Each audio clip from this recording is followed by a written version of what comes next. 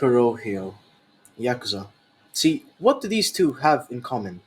Not much, but KUROHYou still managed to capture that Yakuza vibe with the amazing story, absolutely banging soundtrack, and interesting boss fights.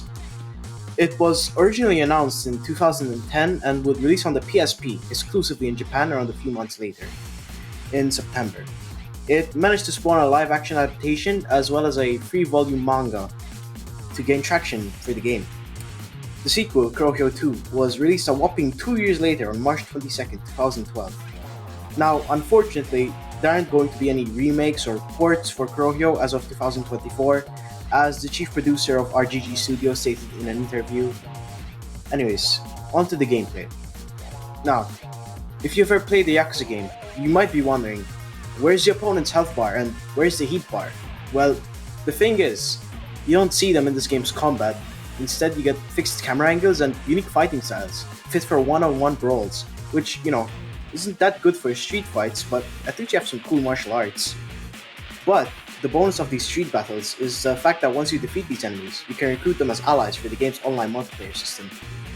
Now, attacking drains your stamina, which you would be able to tell by the protagonist, Ukyo Tatsuya's breathing, which, if it fully drains, can leave you winded and open for attack. Unlike the mainline Yakuza games, you don't just get overall health.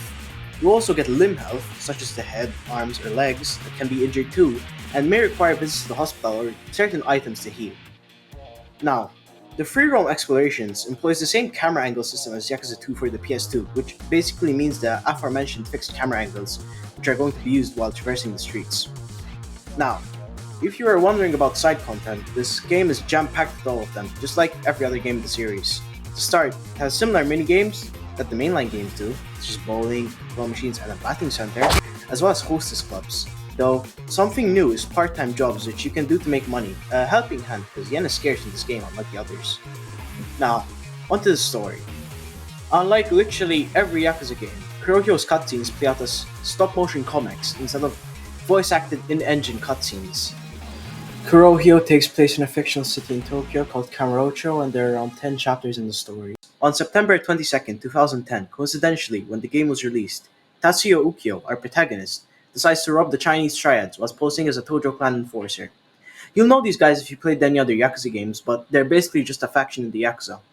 He accidentally kills an actual Tojo clan Yakuza, a man named Toda, during his escape, but he's caught and dragged to Toda's patriarch, Ryutaro Kuki, who introduces him to Dragon's Heat. Basically Yakuza's Coliseum, but in KUROHYou, which is an underground fighting ring where spectators bet on the victor and where people fight to the death. Kuki gives our protagonist an ultimatum: earn his freedom by winning 10 rounds in a row, or be turned into the police for a murder. With no choice, Tatsuya enters the Coliseum battles. Now, in between these fights to the death, Tatsuya will stumble upon clues that the man he killed may well be still alive, and in addition to surviving Dragon's Heat countless opponents that only get tougher, he must also figure out how to prove his innocence and unravel a conspiracy within the Tojo clan connected to a crime 15 years ago. Now, what about the sequel? Well, it was also introduced for PSP as well by the RGG series creator Toshihiro Nagoshi in the weekly Famitsu magazine, and released in Japan on March 2012, as mentioned earlier. Although KUROHYou 1 and 2 never really received an international release, interest from fans led to development of fan translations for both games. Like its older brother, the sequel spawned a live-action adaptation that aired for a couple months. So, what about the story? Well, 2 years have passed since the Toda incident, and Tatsuya decides to live the rest of his life by growing stronger and stronger. Although Dragon's Heat, the Coliseum where he vigorously fought against set opponents, is now being challenged by another underground fighting ring called Asura. Now our protagonist Tatsuya must ally himself with other young fighters in order to save Dragon's Heat. And like KUROHYou 1, there are also 10 chapters. Thank you for watching, hope you liked it, and please subscribe.